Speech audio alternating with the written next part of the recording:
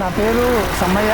మా ఇంటి పేరు నల్లగొండ, గ్రామము గుండ్రపల్లి, మండలం నెక్కొండ, జిల్లా వరంగల్. నేను పాలేరు కుటుంబంలో జన్మించిన. మా గుండ్రపల్లి గ్రామంలో ప్రతి సంవత్సరము వంటకు పోతారనమాట. వంటకు వనభోజనం అంటారు. వనభోజనానికి వల్లం పెదగోపాల్ రెడ్డి మనిషిడి కిందకి ఒక 10 మంది కుటుంబాలు ఆడ పొయ్యిలు పెట్టి వంట వండుతాను. ఒక భార్యాభర్తలు ఇద్దరు లేటుకు వచ్చి, నువ్వు అప్పటి నుంచి ఎందుకు పోయి ఆ వంట వండుదాం అనుకుంటానికి, నువ్వు స్థలం లేకపోయింది అక్కడ. ఆ స్థలం లేకపోతే మనం ఇప్పుడు ఎక్కడ ఇబ్బంది అవుతుంది, నువ్వు వస్తే మనకు స్థలం దొరుకు కదా అని చెప్పేసి ఆ మనిషి కింద నుంచి అలా కాకుండా కొంచెం ఊరుకు చెట్టు కిందకి పోయి వాళ్ళు ఆ వంట వండుకుంటూ గొడవ పెడుతుండ్రు. గాలి వస్తుంది, ఎండ కొడుతుంది, మనకు స్థలం లేకపోయా అని అంటే నాకు ఆ ఇస్తార్లు కుట్టుకుంటూ నేను అటు చూస్తే అయ్యో బాధ అనిపిస్తుంది నాకు.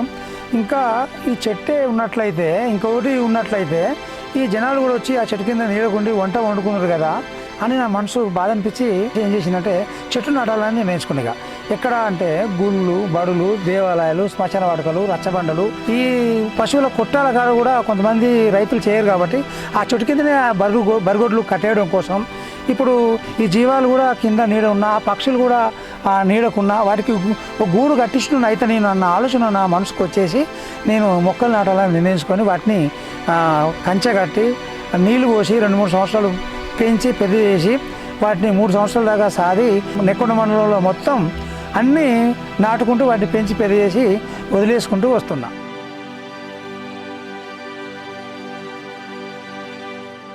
మొక్క నాటిన మొక్క తవ్వటం పెట్టి రంధ్రం వేసి తవ్వటం పెట్టి నీళ్ళు పోసి ఎండాకాలం వచ్చినా కూడా కొంచెం ఆ బొందలలో కానీ బావులలో కానీ ఎక్కడ పట్టుకొచ్చి ఆ నీళ్ళు పోసి పెద్ద ఇంకా పెద్ద వేయడానికి ఇంకా పెంచాలి.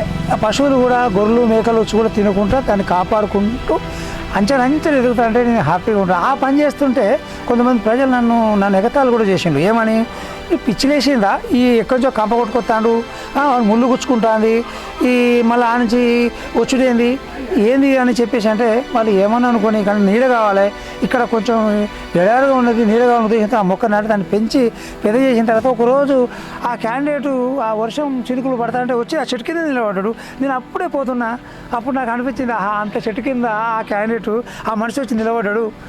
నాకు ఆనందం అనిపించింది. కింద పడ్డాయి కానీ వర్షం వస్తే కింద వచ్చిన గాలి వచ్చిన ఆ చెట్టు ఒరిగిపోయినా మళ్ళీ దానికి కర్ర కట్టడం, మళ్ళీ దాన్ని నిలబెట్టడం, మళ్ళీ తర్వాత నీళ్ళు కాడ కొంచెం వండిపోయిన కాడ కూడా ఆ నీళ్ళు అందుబాటులో లేకపోతే దూరంగా పోయినా కూడా ఎత్తుకొచ్చి ఆ బకెట్తో కానీ లేకపోతే ఇంకా ఏ విధంగా నాకు ఉన్న ప్లాస్టిక్ కవర్లు కానీ అందులో ఉన్న నీళ్ళు కూడా పోసుకొచ్చి ఆ చెట్టు మారిపోద్దేమో, ఎండిపోద్దేమో అన్న బాధతోనే దాన్ని నీళ్ళు పోసి పెంచి ఏర్పాటు చేస్తున్నా. ఆ చెట్లను చూసి నాకైతే ఆకలి కూడా అయితే లేదు, ఆనందం అనిపిస్తుంది. పెద్దగా అవుతున్నాయి, కాయలు కాస్తున్నాయి, నీళ్ళు ఇస్తున్నాయి, పండ్లు ఇస్తున్నాయి. కొంతమంది ఆ పక్షులు కూడా కొన్ని గూడు కట్టుకొని కూడా ఉంటున్నాయి ఆ చెట్టు కింద. బళ్ళు చూసిన, తొండలు చూసిన, నేను నాటిన మొక్క ఆ తొండలు కూడా ఉన్నాయి, ఆ బల్లులు ఉన్నాయి, ఆ పక్షులు కూడా ఆ రెమ్మ కింద ఉన్నాయి.